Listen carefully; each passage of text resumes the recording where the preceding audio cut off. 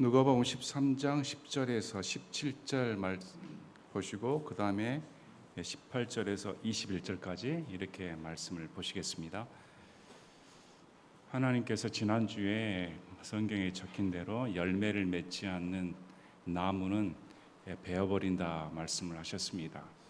물론 우리는 신약 성도로서 예수님을 믿는 순간 구원은 확정된 것입니다.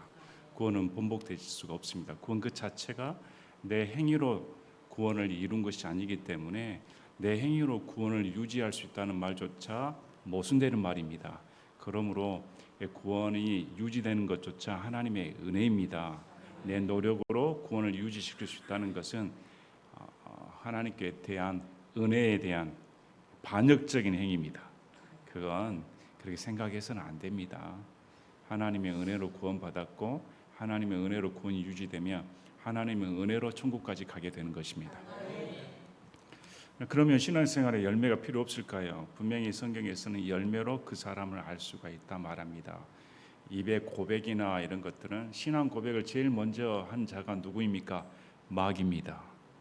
예수님을 누가 제일 먼저 알아봤습니까? 마귀입니다. 마귀가 훌륭하게 신앙 고백합니다. 거룩한 하나님의 아들이십니다. 그리스도이십니다. 그러면 마귀가 구원받은 자입니까? 마귀도 하나님 하면 벌벌 떤다고 성경에 기록되어 있습니다.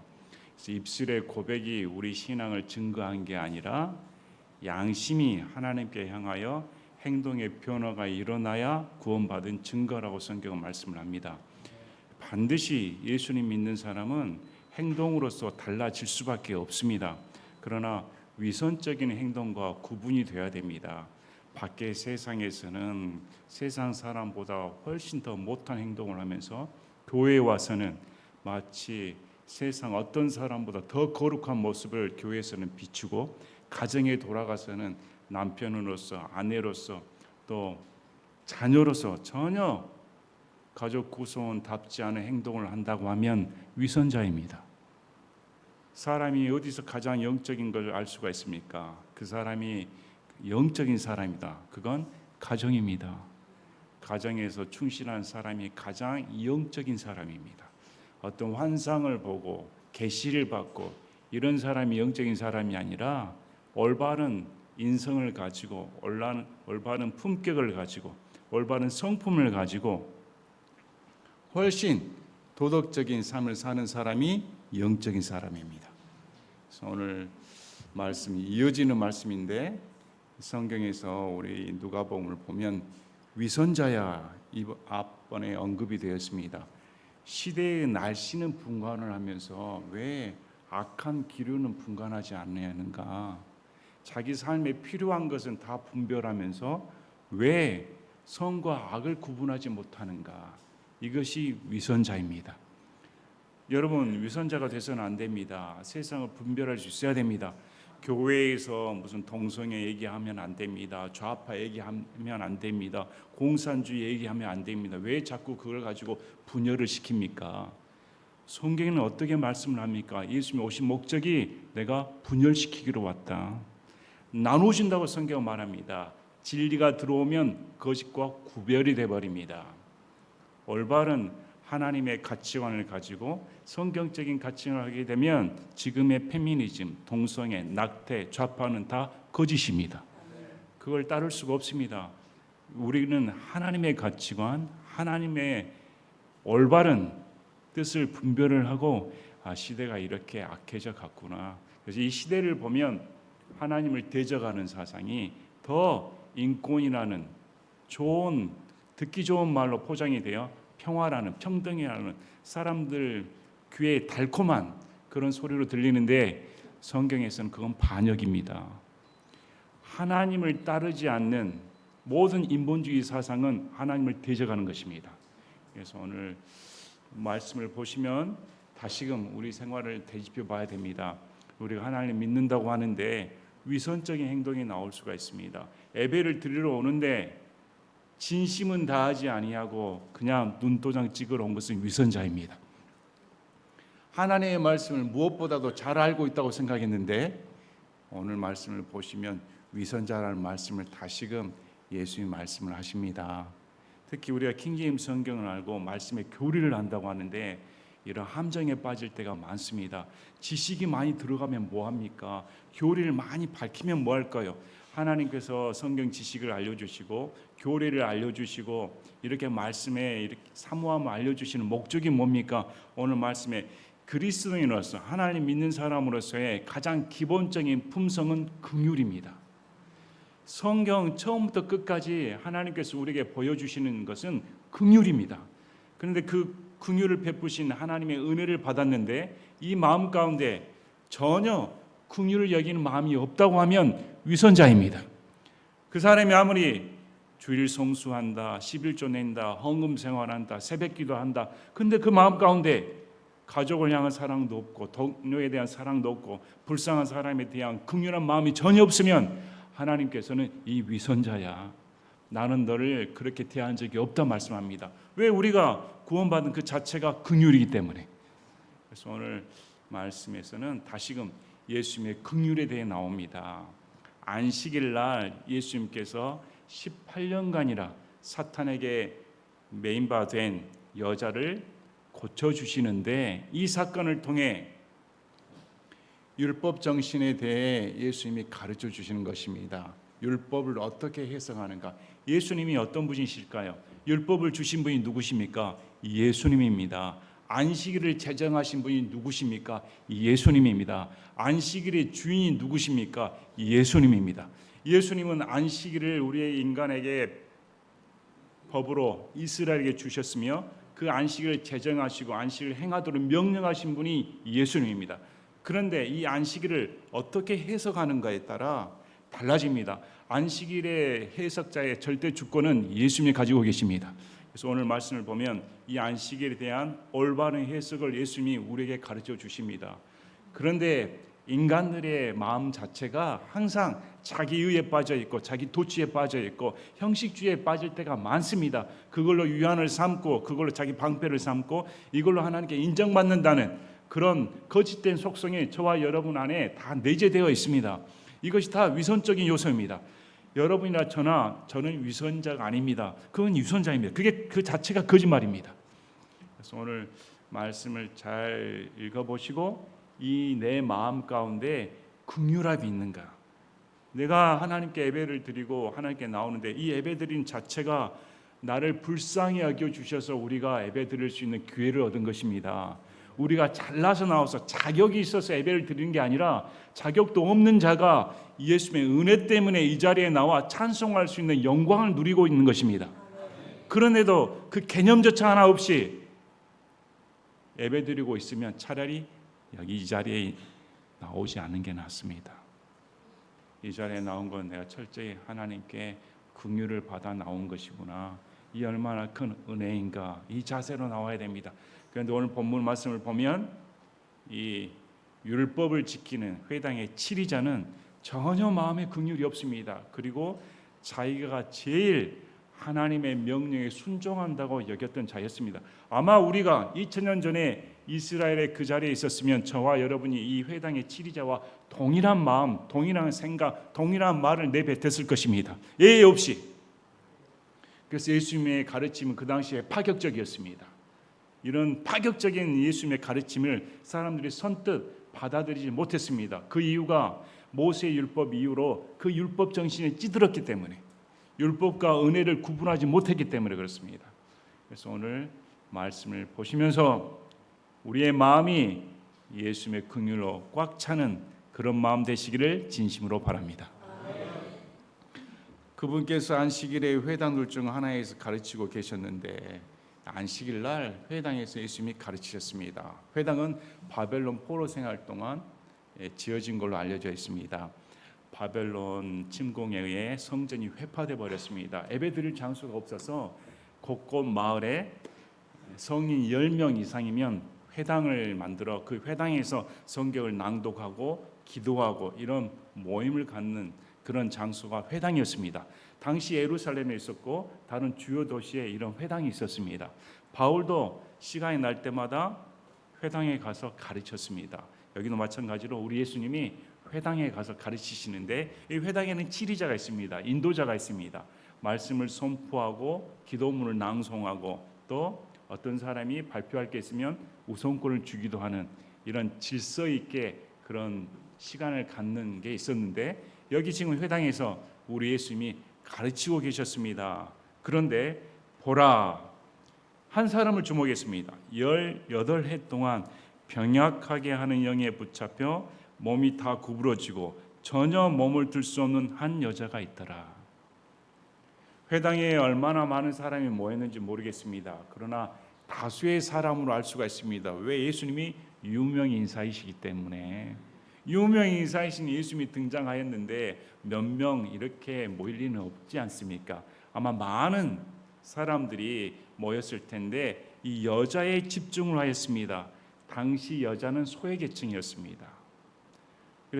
그래서 회당에서도 주요 자리는 남자들이 앉고 여자나 이런 장애를 가진 사람들은 저 구석재, 눈에 안 띄는 곳에 앉아 있었다고 합니다. 그러면 누구나 이 여자에게 관심을 두셨겠습니까? 아무도 이 여자에게 관심을 두질 않았습니다. 오히려 방해거리가 될 수 있습니다. 괜히 몸이 성한 상태로 와야지 괜히 회당까지 와가지고 이렇게 마음을 먹을 수가 있으면 누구 하나 관심의 대상이 아닙니다. 그런데 지금 이 여자에 집중을 했습니다. 이 여자가 무려 18년간이나 악한 영에 붙잡혀 몸이 다 구부러지고 척추가 다 휘어버렸고 전혀 몸을 들 수가 없다. 고개를 들 수가 없는, 땅을 쳐다보는, 마치 우리 옛날에 말씀하는 꼽주처럼 아예 등이 굽어져 땅을 쳐다보는 18년간이라 그렇게 사는 여자가 주목이 되었습니다. 예수님께서 그녀를 보시고 참 놀랍습니다. 아무도 그 여자에 관심을 두지 않으셨는데 예수님께서는 그녀를 보셨습니다. 자, 이 그녀가 저는 18해 동안 몸이 이런 상태이십니다. 주여 불쌍히 여겨주셔서 나를 고쳐주시기 바랍니다. 이런 구절 나옵니까? 나오질 않습니다. 감히 예수님께 나오지도 못합니다. 또 내가 18해 동안이나 이런 악한 상황에 빠져 있습니다. 이런 정보를 제공한 적도 없습니다. 그런데 예수님은 다 알고 계신다. 이 여자가 어떤 지경에 빠졌으며 이 병의 원인이 뭐였습니다. 병의 원인은 여러 가지가 있습니다. 잘못 관리해서 사고로 인해 병이 있을 수도 있고 음식을 잘못 먹어서 아니면 이런 균에 의해서 병이 생길 수도 있고 그런데 이건 우리 예수님께서 말씀하셨을 때 사탄에 의해 병에 걸렸다. 모든 병이 사탄이 원인이지 아니지만 다수의 병이 마귀에 의해 발생할 수 있다고 누가복음 말씀을 합니다. 말을 못하게 하고 귀가 들리지 않게 하고 절름발이가 되게 하고 수많은 원인 중에 하나가 마귀일 수 있다 성경은 말씀합니다. 지금 이 여자의 근본 원인은 마귀한테 사로잡혔다. 이걸 예수님께서 보셨다 말씀합니다. 그녀를 불러 그녀에게 이르시되 그녀가 나온 게 아닙니다. 예수님이 부르신 것입니다. 이것이 은혜입니다. 많은 사람들이 착각을 합니다. 내가 고침을 받고 내가 노임을 받은 게 내가 손들어서입니다. 아닙니다. 성경은 우리에게 하나님께서 우리를 먼저 부르셨다. 내가 하나님을 알기 전에 하나님께서 나를 먼저 알고 계셨다. 그래서 이 여자를 부르셨습니다. 이 여자가 믿음으로 나온 적 없습니다. 믿음으로 응답받는다. 내 믿음 기도대로 된다. 이런 건 적용되질 않습니다. 순전히 예수님이 보시고 부르셨다. 여자여 내가 네 병약함에서 풀려났느니라. 그 여자의 가장 큰 소원이 뭡니까? 한 번도 고개를 쳐들어 하늘을 쳐다볼 수가 없었는데 늘 숙여서 땅만 쳐다보고 그 인생이 어쩔까요? 음식이라도 제대로 만들겠습니까? 들어서 줘야 되는데 무려 18년간이나 이 고통을 하신 예수님께서 네 병약함에서 풀려났다. 그리고 그녀에게 안수하심에 여자입니다. 남자가 여자에 접촉하는 거 당시에는 부정하게 여겼습니다. 이 여자에게 누가 손을 대고 있겠습니까? 그런데 예수님은 친절하시게 그 여자에게 손을 얹으셨습니다. 매우 친밀하게 사랑의 표현이십니다. 하심에 즉시 그녀가 몸을 곧게 펴고 하나님께 영광을 돌렸다. 안수한 즉시 이 여자의 18년간이나 굽었던 몸이 쫙 펴져버리는 그런 일이 발생했습니다. 오늘날은 이런 일 벌어지지 않습니다. 그래서 오늘날의 은사주의는 가짜입니다. 성경의 고침은 사도를 비롯해 예수님의 기적은 그 즉시 일어나 버립니다. 시간이 지나서 뭐 이렇게 펴지고 이런 거 없습니다. 바로 펴져 버렸다. 펴지자마자 하나님께 영광을 돌렸다. 그 여자의 영광이 어땠을까요? 그 여자의 기쁨이 어땠을까? 그 한만의 인생이 순식간에 예수님의 은혜에 의해 고침을 받은 순간 아마 껑충껑충 뛰었을 것입니다. 그리고 하나님께 영광을 돌렸다. 왜? 하나님이 아니고서는 고침 받을 수가 없으니까. 이런 기적은 예수님이 아니고서는 고쳐줄 수가 없으니까. 그 누구도 자기에게 소망을 두지 않았고 자기조차도 고침받을 수 있는 소망조차 없었습니다. 완전히 절망적인 상황 가운데 예수님의 무조건적인 은혜로, 일반적인 은혜로 고침을 받는 사건이 벌어졌습니다. 얼마나 감사합니까? 이런 사건을 목격하면 거기 있었던 사람들이 다 하나님께 영광을 돌리고 예수님 감사합니다. 예수님은 얼마나 감사합니까? 이 불쌍한 여인의 한많은 인생에 원한을 풀어주셨으니, 이 한을 풀어주셨으니 얼마나 감사합니까? 다 기뻐할 줄 알았는데 그 회당의 치리자는 어떤 반응을 보였는가? 예수님께서 안식일에 병을 고치셨다고 분을 내어 응답하며 사람들에게 이르되 분이 났습니다. 이게 지금 왜 중요한 순간에, 지금 말씀을 듣고 있는 순간에 왜 여자를 고치는 불미스러운 일을 해야 된단 말입니까? 일로 받습니다. 왜? 그래서 화가 나가지고 군중들에게 선동을 했습니다. 사람들이 일해야 할 만한 6날이 있으니 그러므로 그날들에 와서 병 고침을 받을 것이요 안식일에는 하지 말 것이니라. 그 사람 가치관에는 6일 동안 일하고 안식일에는 아무것도 하지 않아야 한다. 우리 지난번에 보셨을 때 왜 네가 일어나 네 자리를 걸어가는가? 일하면 안 돼. 고침받으면 안 돼. 그대로 누워 있어야지. 38년 동안 계속 누워 있어라. 이게 그 사람들의 사고방식이었습니다. 오늘 고칠 게 아니라 예수님이 고치신다면 아니 다음 날에 고치면 되지 왜 굳이 안식일에 고치시는가?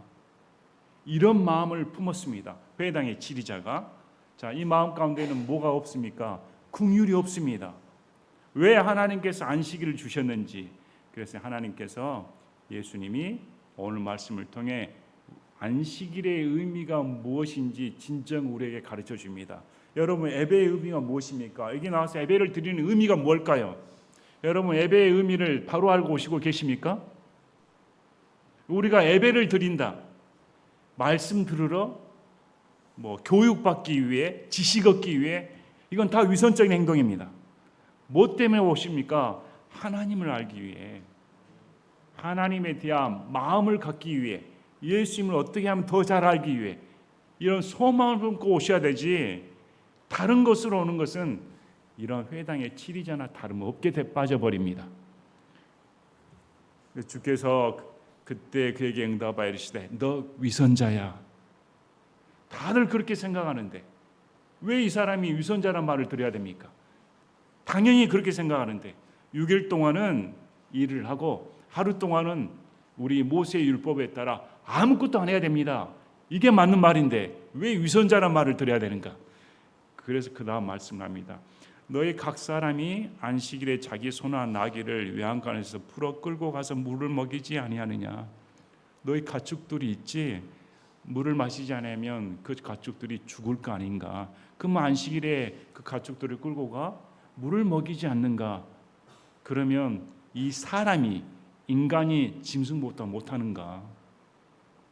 가축도 죽이지 않기 위해 우리가 끌어줘야 됩니다. 자, 여기 중요한 말씀이 있습니다. 가축 스스로 나오지 못합니다. 사람이 풀어서 끌고 가야 됩니다. 마찬가지로 우리 스스로 구원 못 받습니다. 예수님이 우리를 구출시켜 주시는 것입니다. 그리고 물을 먹기 위해 가축을 살렸는데 이 아브라함의 딸인 이 여자가 가축도 너희들이 물을 먹이기 위해 안식일 날 일을 하지 않는가? 그런데 아브라함의 딸이다. 왜 이런 대조를 할까요? 이 유대인들은 이방인을 짐승 취급했습니다. 근데 이 여자는 이방인이 아닙니다. 약속의 자녀인 아브라함의 딸입니다. 선민입니다. 이 아브라함의 딸은 약속의 딸인데 무려 18년간이나 사탄에 매여 있었다. 그러면 안식일의 이 결박에서 그녀를 풀어주는 것이 마땅하지 아니하냐. 자, 안식일입니다. 안식일에 사탄에서 노임을 받는 게 마땅하지 아니하냐. 마땅하지 않습니까? 그래서 다시금 안식일에 대해 아셔야겠습니다. 안식일은 뭡니까? 쉬는 것입니다. 하나님의 은혜를 기억하고 6일 동안 일한 후에 그 하루를 하나님께 드리는 것입니다. 진정한 안식은 노임을 받는 것입니다. 노임을 받는 것, 사탄에서 노임을 받는 것이 안식일에 이루어집니다. 그럼 우리는 언제가 안식일일까요? 365일이 안식일입니다. 왜? 사탄에서 노임을 받았기 때문에 몇 년간이든지 우리의 삶의 횟수가 20년, 30년, 40년, 50년인 간에 구원받은 순간 안식일로 들어가 버립니다. 율법적인 안식일이 아니라 진정한 안식일은 예수님께 있습니다. 그분께서 이것들을 말씀하심에 그분의 모든 대적들은 부끄러워하고 모든 사람들은 그분께서 행하신 모든 영광스러운 일로 인해 기뻐하니라. 그렇죠. 이 말을 들으면 부끄러워야 됩니다. 내가 인간을 짐승보다 못하게 여겼구나. 외식적인 행위로, 이 위선적인 행위로 자기들은 종교적인 틀에 갇혀 이만큼 하나님께 선하다고 생각했는데 예수님께서 보셨을 때는 그 불쌍한 여자에 대한 긍휼함조차 전혀 없는 것이 위선자이다. 그건 믿음하고 아무 상관없는 너의 행위뿐이었다. 이렇게 말씀을 합니다. 그런데 이 말씀을 들은 다른 사람들은 기뻐했다. 야, 정말 하나님께서 은혜를 베푸셨다. 이렇게 말씀합니다. 자, 누가복음에는 오늘 본 말씀에 사탄에서 노임을 받았다. 이렇게 말씀을 합니다. 사탄은 어떤 자입니까? 요한계시록 12장 9절에 그 큰 용, 즉 저 햇뱀, 그 마귀라고도 하고 사탄이라고 하며 온 세상을 속이는 자가 내쫓겼는데, 사탄은 온 세상을 속이는 자입니다. 지금도 이 세상에서 사탄이 어디가 있는가, 하나님이 어디 계시는가, 천국과 지옥이 어디가 있는가, 영적인 세계가 어디가 있는가 전혀 무관심합니다. 관심조차 없습니다. 공산주의자가 왜 마귀 사상인가 전혀 알지도 못합니다. 동성애가 왜 나쁜가, 낙태가 왜 나쁜가, 왜 죄악인가 전혀 관심조차 없습니다. 이걸 다 속이는 자가 누구일까요? 마귀입니다. 마귀는 에베소서 2장 2절에 지나간 때에는 너희가 그것들 가운데서 이 세상 행로를 따라 걸었고 공중의 권세 잡은 통치자 곧 지금 불순종의 자녀들 안에서 활동하는 영을 따라 걸었느니라. 불신자들은 예의 없이 마귀에 사로잡혀 있습니다. 왜 그러는가? 고린도후서 4장 3절 4절에 만일 우리의 복음이 가려졌다면 그것은 잃어버린 자들에게 가려졌느니라. 그들 속에서, 그들 속입니다. 이 세상의 신이 믿지 않는 자들의 마음을 어둡게 하여 하나님의 형상이신 그리스도의 영광스러운 복음의 빛이 그들에게 비치지 못하게 하였느니라. 마귀가 그 속에 있어서 예수 그리스도를 알 수 없게 가로막고 있다. 성경은 말씀합니다. 그래서 우리가 사람들을 보면 정말 착한 사람, 선한 사람, 도덕적인 사람, 인품이 훌륭한데 왜 예수님을 안 믿을까? 저런 사람이 예수님을 믿으면 얼마나 좋을까? 그런데 믿지는 않습니다. 왜? 예의 없이 성경에서는 불신자 가운데는 마귀의 영이 활동하고 있다. 우리가 인식하든 인식하지 않든 간에 저와 여러분도 마찬가지입니다. 예수님 믿기 전에는 마귀에 사로잡힌 자였고 믿은 후에는 성령님께 사로잡힌 자가 되는 것입니다. 완전히 다릅니다. 어떤 영에 사로잡혀 있는가? 두 가지 중에 하나이지 두 가지 중에 하나이지 겹쳐질 수가 없습니다. 다시 태어난 자는 물과 성령으로 다시 태어나게 되는 것입니다. 야고보서 3장 13절에 16절 너희 가운데 지혜가 있고 지식을 갖춘 자가 누구냐? 그는 지혜의 온유함으로 선한 생활에서 나오는 자신의 행위를 보일지니라. 그러나 너희 마음속에 독한 시기와 다툼이 있으면 자랑하지 말고 진리를 거스러 거짓말로 하지 말라. 이러한 지혜는 위로부터 내려온 것이 아니요 땅에 속한 것으로 관능적이며 마귀에게 속한 것이니 시기와 다툼이 있는 곳 거기에는 혼란과 모든 악한 일이 있느니라. 오늘 말씀을 보시면 시기와 다툼이 있는 곳에는 마귀의 지혜이지 하나님께서 온 것이 아니다 말합니다. 왜 사람이 시기심이 나옵니까? 서로 비교하니까. 서로 비교의식에 시달려 내가 못하다, 내가 더 잘나야 된다. 그 마음 가운데는 탐심이 자리잡고 있습니다. 하나님부터 오는 것은 탐욕이 있을 수가 없습니다. 시기심이 있을 수가 없습니다. 관능적인 것, 육체적인 쾌락이 있을 수가 없습니다. 그런데 오늘 교회에서 육적인 것을 강조를 하고 물질적인 것을 강조하고 세상적인 탐욕을 가르치는 것은 하나님의 가르침이 절대 아닙니다. 그건 마귀로부터 온 것입니다.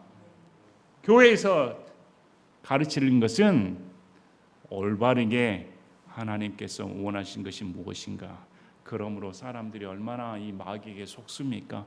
마귀의 존재조차 부인하고 있으니 마귀가 성공한 거 아닙니까? 눈이 열려야, 눈이 띄어야 마귀의 존재를 알 수가 있고 성령님의 존재를 알 수가 있으며 천사가 있으며 천국이 있으며 지옥이 있으며 저 하늘나라 예수님과 함께 영원히 사는 그런 영광의 날이 있다는 것을 인식하게 됩니다. 그럼 이 사탄은 결국이 어떻게 될까요? 요한계시록 20장 10절에 또 그들을 속인 마귀가 그 짐승과 거짓 대언자가 있는 불과 유황호수에 던져져서 그들이 영원 무도록 밤낮으로 고통을 받으리라.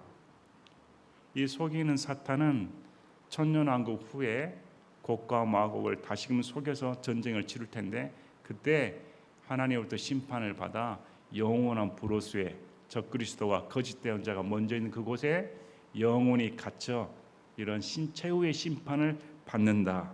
이렇게 성경은 말씀합니다. 그래서 마귀의 운명은 결정되어 있습니다. 마귀의 운명은 영원한 심판입니다. 저와 여러분이 예수를 믿는 순간 저와 여러분의 운명은 결정되어 있습니다. 어떻게 결정되었습니까? 에베소서 2장 말씀처럼 하나님 왕자 우편에 예수님과 함께 앉힌 바 되었다. 확정되었다고 말씀을 합니다. 그래서 마귀를 두려워하지 마시길 바랍니다. 그리고 우리가 감사할 게 있습니다. 이 마귀로부터 구출함 받았다는 것이 얼마나 놀라운 은혜인가. 그래서 호세아 6장 6절에 나는 긍휼을 원하고 희생물을 원치 아니하며 번제 헌물보다 하나님 아는 것을 더 원하였으나 율법적인 외식적인 행동으로 하나님을 기뻐하는 게 아니라 하나님께서 원하시는 것은 어떤 헌물보다 긍휼, 우리 마음 가운데 긍휼함이 있는가, 또 하나님 아는 것이 있는가. 하나님을 안다는 자체는 하나님과의 교제를 말합니다. 사귐을 말합니다. 여러분 하나님을 아십니까? 진짜 내가 하나님을 알고 있는가? 이 대답에 솔직히 선뜻 대답이 나오질 않습니다. 내가 알고 있는 하나님은 어떤 분이신가? 여러분이 알고 있는 하나님에 대해 A4 용지로 몇 장까지 쓰실 수가 있습니까? 여러분이 아는 하나님에 대해 내용을 쓰신다면 어떤 내용으로 기록할 수가 있습니까? 한번 써보시길 바랍니다. 과연 여러분에게 하나님은 어떤 대상이십니까? 근데 성경에서는 너희야 나를 알게 원한다. 율법의 행위를 지키는 것이 하나님을 아는 게 아니라 율법 이후에 넘어진 하나님께서 왜 율법을 주셨을까? 그 위에 계신 하나님의 뜻을 분별하는 것이 하나님을 아는 것입니다. 그래서 미가서 6장 8절에 사람아 그분께서 무엇이 선한 것인지 내게 보이시나니 주께서 내게 요구하시는 것은 오직 의롭게 행하며 긍휼을 사랑하고 겸손하게 내 하나님과 함께 걷는 것이 아니야. 예수를 믿는다고 하면 겸손하게 하나님과 동행하는 거 아닌가. 그래서 교회에 오면 여기서 충전을 받고 세상에 나가 하나님의 자녀답게 변질되지 아니하고 하나님의 은혜스러운 말을 해야 됩니다. 세상 사람도 여러분의 행동을 보고 있습니다. 왜? 우리가 그리스도의 편지로 보고 있기 때문에. 세상 사람들이 여러분의 입의 말과 행동을 보고 있는데 여러분의 입에서 순 돈 얘기, 세상에 속한 얘기, 남을 저주하는 얘기, 시기에 사로잡힌 얘기, 이런 얘기를 하고 있으면 세상 사람이 여러분을 어떻게 평가할까요? 우리보다 못하다 이렇게 볼 거 아닙니까? 예수를 믿는 사람이라면 믿는 자답게 행동하시길 바랍니다. 누가복음 4장 16절에서 18절까지 그분께서 자기가 자라난 나사렛에 가서 자기 관례대로 안식일에 회당에 들어가 읽으시고 하시니 섬기는 자가 대언자 이사야 책을 그분께 넘겨드리므로 그분께서 그 책을 펴서 이렇게 기록된 데를 찾으시나 성경 기록이 이르되 주의 영께서 내게 임하셨으니 이는 그분께서 내게 기름을 부사 가난한 자들에게 복음을 선포하게 하셨기 때문이라. 그분께서 나를 보내신 것은 마음이 상한 자들을 고치며 포로된 자들에게 구출을, 눈먼 자들에게 다시 보게 함을 선포하고 상처 입은 자들을 자유롭게 하며. 예수님께서 오신 목적입니다. 예수님께서 성령 충만하셔서 눈먼 자의 눈을 띄워주시고 마음이 상한 자의 마음을 고쳐주시고 포로된 자를, 우리 감옥에 갇힌 자, 마귀에 사로잡힌 자를 구출하여 주시기에 예수님께서 오셨다. 이 예수님이 오신 목적입니다. 여러분, 우리 자력으로는 마귀의 손에서 절대 벗어날 수가 없습니다. 우리 골로새서 1장 13절 14절에 아버지께서 우리를 어둠의 권능에서 구출하사 자신의 사랑받는 아들의 왕국으로 옮기셨으니 그분 안에서 우리가 그분의 피를 통해 구속과 죄들의 용서를 받았도다. 분명히 성경에서는 제가 탈출했습니다 이런 말 나오진 않습니다. 여러분이 탈출할 수가 없습니다. 하나님의 아버지께서 아들 예수 그리스도를 통해 우리를 구출시켰다. 어디로부터 구출했습니까? 마귀의 세력으로부터. 마귀에게 사로잡혔는데 18년 동안 사로잡혀 몸이 구부러진 이 여자가 스스로는 도저히 헤어날 수가 없었는데 우리도 마찬가지입니다. 어둠의 세력에 잡혀 순 생각하는 것이 이 세상의 탐욕, 이 세상의 정욕, 이 세상의 가치관, 이 세상의 모든 것에 사로잡혀 전혀 영적인 것에 대해 관심이 없었는데 이런 나를 하나님의 은혜로 구출시켰다. 지금도 사탄에게 사로잡힌 자들이 얼마나 많습니까? 온통 모든 것에 대해 어둠에 빠지고 시기심에 사로잡히고 탐욕에 사로잡혀서 물질적인 사로잡혀서 이 세상의 전부인 걸 사로잡혀서 탈출 못하는 불쌍한 사람들 얼마나 많습니까? 정신적으로 마귀에 사로잡혀서 제정신을 잃어버린 사람들, 불쌍한 사람들 얼마나 많습니까? 이런 불쌍한 사람들에게 우리 구출할 수 있는 유일한 방법은 복음입니다. 이 예수님이 나를 구출하시기에 오셨다. 그래서 오늘 말씀은 진정한 안식일은 우리가 사탄에서 노임을 받아 구출함 받았다. 그 목적으로 우리 예수님께서 오셨다. 그리고 우리가 그렇게 하나님의 긍휼을 받은 자라가면 동일하게 지금 믿지 않는 마귀에 사로잡힌 자를 불쌍히 여겨야 된다. 불쌍하지 않습니까? 마귀의 손에 잡혀 그 결국이 마귀와 함께 불로소 심판받을 텐데 불쌍한 마음이 우리 마음 가운데 전혀 없다고 하면 구원받은 적이 없는 사람입니다. 왜 그럴까? 우리가 그런 상태에서 구원받은 은혜를 체험했기 때문에, 긍휼을 받았기 때문에. 그런데 이 긍휼함이 없다는 것은 긍휼을 받은 적이 없는 사람입니다. 하나님께 긍휼함 받았다. 예수님도 구출함 받았으면 가장 먼저 우리 마음 가운데 무슨 긍휼함이 생깁니까? 가족입니다. 이 가족이 불신자 가족이 예수님 믿고 구원받아야 되는데 얼마나 마음이 애탑니까? 내가 아는 예수님을 믿어야 천국 가는데 그런 마음이 어떻게 들지 않을 수가 있단 말입니까? 그래서 오늘 잘 말씀을 보시면 이 예수님께서 얼마나 감사한가. 아울러 우리 인생을, 저와 여러분의 인생을 사탄으로부터 구출시켜 이런 노인바 되게 해주신 그 은혜가 얼마나 감사한가. 감사하시길 바랍니다. 18절에서 22절까지는 하나님의 왕국에 대해 예수님이 가르쳐 주십니다. 그때 그분께서 이르시되 하나님의 왕국은 무엇과 같은가? 두 가지 비유를 하는데 하나는 겨자씨, 그 다음 누룩 비유를 합니다. 이 비유에 대해서는 거의 대부분 긍정적인 비유 해석을 합니다. 그래서 이 해석은 두 가지로 나눠집니다. 이걸 긍정적으로 해석을 할까? 아니면 부정적으로 하신 말씀입니까? 예수님의 의도가 무엇일까? 대부분의 교회에서는 긍정적으로 말씀을 합니다. 예수님께서 이 천국이 마치 겨자씨를 뿌리면 큰 나무가 되어 번창하는 것처럼, 마치 누룩을 뜨면 크게 부풀리는 것처럼 이만한 큰 영향력을 갖는다. 좋은 영향력을 가져 이렇게 긍정적으로 말씀을 전하기도 합니다. 그 다음에 부정적인 견해가 있습니다. 성경에서 이 누르기는 부정적으로 나옵니다. 좋은 의미로 나오질 않습니다. 그럼 이 하나님의 왕국의 비유가 긍정적일까 부정적일까? 그래서 문맥에 대해서 살펴보고 이걸 해석해 봐야 됩니다. 자, 하나님의 왕국은 무엇과 같은가? 내가 그것을 무엇에 비길까? 그것은 마치 어떤 사람이 가져다가 자기 정원에 뿌린 겨자씨 하나가 같으니라. 겨자씨를 뿌렸습니다. 정원에 뿌리면 겨자씨가 자라게 되는데 그것이 자라서 큰 나무가 되매 공중의 날짐승들이 그것의 가지들에 깃들였느니라. 여러분, 겨자씨는 나무가 아닙니다. 겨자씨는 풀입니다. 이걸 이렇게 해석할 수가 있습니다. 강아지 풀 보시지 않습니까? 강아지 풀 하기에 그 씨앗을 떨어뜨렸는데 이게 강아지 풀이 아니라 소나무가 되면 정상적입니까? 비정상적입니다. 겨자씨는 기껏 자라야 한 이 정도밖에 안 자랍니다. 큰 나무가 될 수가 없습니다. 나무 자체가 안 됩니다. 이건 비정상입니다. 겨자씨를 뿌리면 겨자 풀이 돼야 되는데 큰 나무가 됐다는 말은 비정상적인 일이 벌어졌다는 것입니다. 그 다음 두 번째도 마찬가지입니다.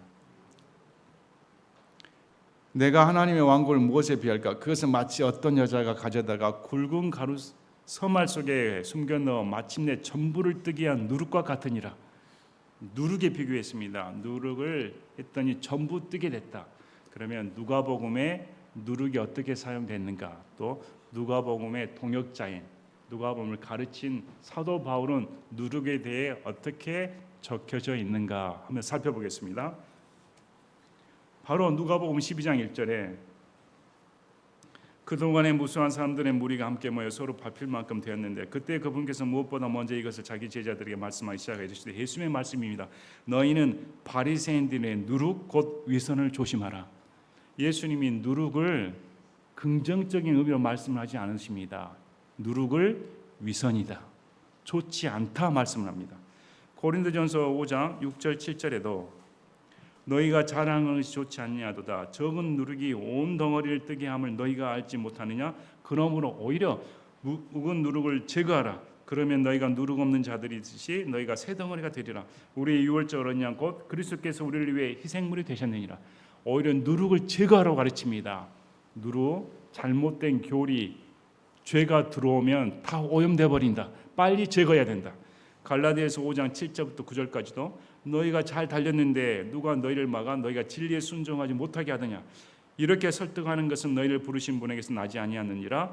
적은 누룩이 온 덩어리를 뜨게 하느니라. 동일한 말씀을 전하는데 이 갈라디아서는 율법주의가 들어와 우리 신앙을 망쳐버리기 때문에 이런 누룩은 다 제거해버려야 된다. 영향력이 크기 때문에. 그러면 이 말씀들을 보면 어떤 의미를 예수님께서 말씀하고 계십니까? 하나님의 왕국이 선포될 때 거짓 교리, 거짓 사상체가 들어와 버리면 변질돼 버린다는 것입니다. 영향력이 크다. 만약 이게 큰 영향력을 끼쳤다면 사람들이 다 찾아 들어오지 않습니까? 바로 뒤에 보면 좁은 문으로 들어가라고 하는데 이해가 되십니까? 마치 앞 구절에 앞에 지금 이 위선자가 하나님의 말씀을 이해하지 못하고 안식일날 일하는 것은 안 됩니다. 이렇게 사람들을 선동해 버렸습니다. 마찬가지로 예수님을 믿으면 구원을 받습니다. 율법주의로는 안 됩니다. 율법의 행위는 도저히 구원을 받지 못합니다. 우리의 노력으로 구원받지 못합니다. 전적인 하나님의 은혜입니다. 예수님 믿고 천국 가야 됩니다. 이렇게 가르치면 그게 무슨 소리인가? 왜 우리 행위가 필요하지 않는단 말입니까? 사람이 착하게 살아야 구원받는 것이지. 이렇게 해버리면 변질돼 버립니다. 그런 영향이 들어보면 또 기복신앙 어떻습니까? 예수님께서 기복신앙 가르쳐 준 적이 없습니다. 그런데 오늘날 많은 거짓된 사상이 예수님께서 오신 것은 돈도 주고 병도 고쳐주고 이 세상에서 만사 형통되기에 그렇게 하기에 오셨다. 믿기만 하면 만사 형통이다. 그건 거짓입니다. 그렇게 하나님의 복음이 변질돼 버린다. 그래서 그런 누룩 이런 것들은 제거해야 된다. 그래서 이 겨자씨 비유도 마찬가지입니다. 정상적으로 자라지 않고 큰 나무가 되니까 날짐승 이런 공중의 날짐승들이 막입니다. 깃들여서 이렇게 하나님의 왕국을 변질시켜 버린다. 주의하란 말씀이다. 이렇게 해석하는 것이 맞다고 생각합니다. 자, 여러분 오늘 말씀을 보셨습니다. 우리 마음 가운데 최우선으로 삼아야 할 게 뭘까요? 우리 마음 가운데 예수님의 은혜입니다. 어떻게 예수님이 내 인생에 찾아오셔서 나를 구출하셨단 말입니까? 우리도 몸이 구부러져서 땅만 쳐다보고 살지 않았습니까? 한 번이라도 눈을 열어 저 천국을 살아본 적 있습니까? 믿기 전에는 전부 다 땅만 쳐다보고 이 땅에서 굽신굽신하다가 고생하다가 죽을 팔자였습니다.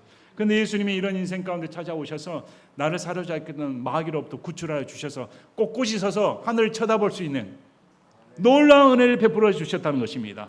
그 진정한 안식을 예수님 안에서 누리고 있다. 율법적인 안식을 지키는 게 아니라 예수님 안에서 365일 안식일을 갖고 있다. 감사하시길 바랍니다. 제가 기도하고 마치겠습니다.